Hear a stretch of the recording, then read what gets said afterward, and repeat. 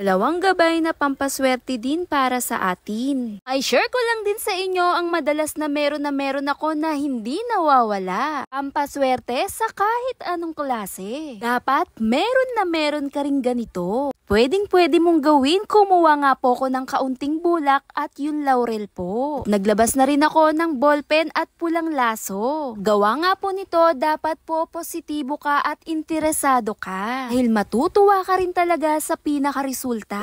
Ito nga po sa dahon ng laurel ko, sinulatan ko nga po ito ng number na 520. Sisimbolo po ng unexpected din talaga at pinakamabisang numero pampaswerte. Ito nga sa ating dahon ng laurel, napaka-magical din talaga ng dala nito. Masasabi ko lang din talaga na hindi mo inaasahan may darating biyaya din sa'yo. At pagkasulat-sulat mo nga nito, kunin mo nga yung pinakabulak natin, ayus-ayusin mo at ilagay mo po yung dahon ng laurel. Kailangan po yung pinakasinulatan nyo, ibaliktad nyo po siya. Sundan nyo lang po yung nandito sa videong ginawa ko, pagkatapos po taliin nyo po siya ng ribbon. Kailangan po pulang laso lamang ang gagamitin. Dahil kahit ako po mismo hindi talaga nawawalan nito. Sobrang iba din talaga ang attract na dala nito para sa akin. Lagi mo lang po ilagay ito sa yung wallet. Kung ikaw naman po yung tipong mahilig tumaya, gawin mo nga ito. Lagay mo lamang ito sa pitaka mo, ang dahon ng laurel at yung bulak natin. Napakagaan din talaga ng dala o daloy nito sa ating buhay. Ito naman po sa pangalawang gagawin ko naman, kumuha po ko ng maliit na bote lamang at yung asin po. Idinirekta ko na nga po itong inilagay dito sa maliit na bote lamang. Dahan-dahan at mano-mano nga lang po ang paglalagay nito. Kailangan po tama lang po yung dami ng ating asin. Ito po sa ating asin, napakaganda rin po talaga ng dala nito para sa ating gaya na lang sa mga pampaswerte. Pagkalagay-lagay ko nga po ng asin dito sa aking bote, kumuha naman po ko ng maliit na dahon ng laurel po. At idinirekta ko na nga po itong inilagay mismo dun po sa pinakabote natin. Pwedeng-pwede mo to itabi dito mismo sa loob din ng bahay ninyo. Sa tabi ng altar ay pwedeng-pwede din po. Kung meron ka namang maliit na negosyo, pwede to para sa'yo. Dahil kahit ako meron